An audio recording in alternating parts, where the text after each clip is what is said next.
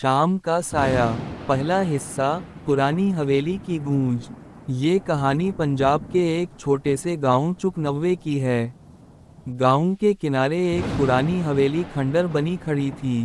لوگ اسے مالک حویلی کہتے تھے۔ کہا جاتا تھا کہ پچھلے 50 سالوں سے وہاں کوئی نہیں رہتا، مگر رات کے وقت اندر سے چراغ جلتے دکھائی دیتے تھے۔ ایک دن لاہور سے 4 دوست، احمد، وقاص، بلال اور ارسلان، مہم جوئی کے شوق میں اس حویلی کو دیکھنے نکلے۔ سب نے اپنے موبائلوں میں فلیش آن کی، اور شام کے وقت جب سورج ڈوبنے لگا، وہ حویلی کے دروازے پر پہنچ گئے۔ دروازہ زنگ آلود تھا، مگر ہلکی سی دھکا دیتے ہی چرچراہٹ کے ساتھ کھل گیا۔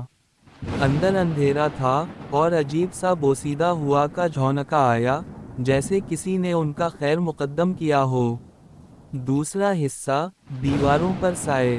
اندر قدم رکھتے ہی احمد نے کہا، یار کتنا سناٹا ہے، جیسے وقت رک گیا ہو۔ وقاص نے دیوار پر روشنی ماری، تو دیوار پر ایک کالی عورت کا سایہ حرکت کرتا دکھا، مگر جب اس نے پیچھے مڑ کر دیکھا، کوئی نہیں تھا۔ بلال ہنسا، ڈرامے بند کرو، یہ فلیش کا اثر ہے۔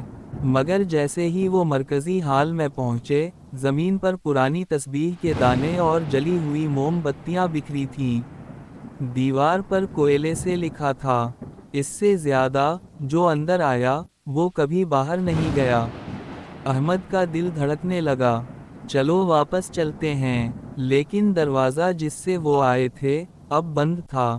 باہر جانے کی کوشش کی، مگر دروازہ جیسے دیوار میں ضم ہو چکا تھا۔ تیسرا حصہ، حویلی کی عورت۔ رات مکمل اندھیری ہو چکی تھی۔ اچانک اوپر سے پائل کی آواز آنے لگی۔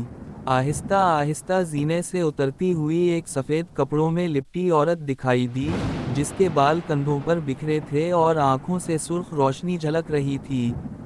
بلال نے کانپتی آواز میں کہا، تم کون ہو؟ عورت کے ہونٹ ہلے، مگر آواز کسی مرد کی تھی۔ اس سے زیادہ، یہ میرا گھر ہے، تم سب نے حرمتی توڑی ہے۔ پھر ایک لمحے میں وہ عورت غائب ہو گئی، مگر اگلے ہی پل بلال کی چیخ سنائی دی۔ اس کا جسم دیوار پر الٹا لٹک رہا تھا، آنکھیں کھلی اور منہ سے خون بہہ رہا تھا۔ چوتھا حصہ، انتقام کی رات۔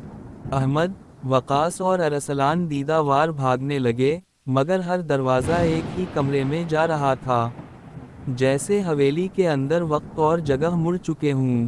ایک جگہ ایک آئینہ لگا تھا۔ احمد نے اس میں دیکھا، آئینے میں ان کے پیچھے 4 لوگ کھڑے تھے، مگر وہ 3 تھے۔ اچانک ایک نادیدہ ہاتھ نے ارسلان کا کندھا پکڑا، اور وہ کھینچا گیا۔ چیخ اور خاموشی۔ وقاص نے قرآن کی آیات پڑھنا شروع کی، مگر آیت کے دوران آواز بند ہو گئی، جیسے کسی نے اس کی زبان پکڑ لی ہو۔ اب احمد اکیلا تھا۔ وہ ایک کمرے میں پہنچا جہاں دیوار پر پرانی تصویریں لگی تھیں۔ ایک تصویر میں وہ چاروں کھڑے تھے، جو ابھی آئے تھے۔ پانچواں حصہ، آخری سایہ۔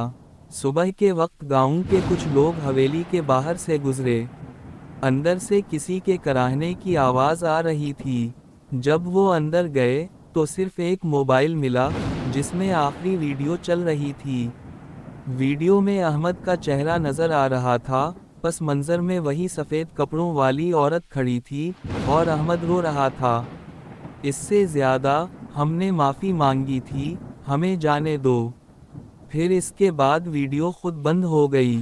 کسی کو آج تک احمد، وقاص، بلال یا ارسلان کی لاشیں نہیں ملیں۔